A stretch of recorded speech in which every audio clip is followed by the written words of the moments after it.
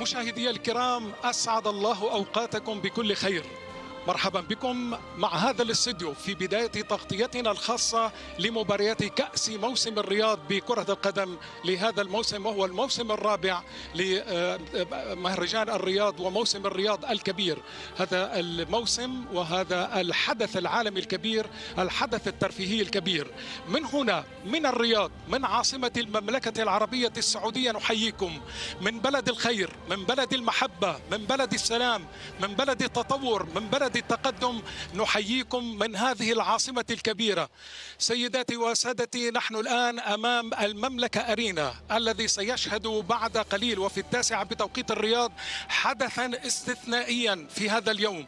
سنشهد أيضا هذا البناء والصرح الجديد الذي يضاف كل يوم للصروح الكبيرة التي تبنى في المملكة العربية السعودية.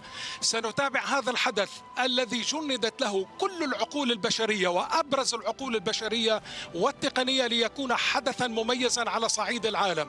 مرحبا بكم من السعودية التي لم تعد بلد الأحلام.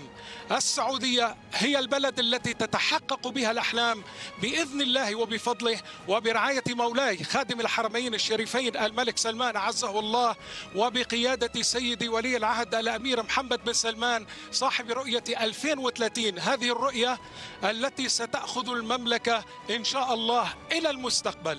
مرحبا بكم في هذه التغطية من المملكة العربية السعودية.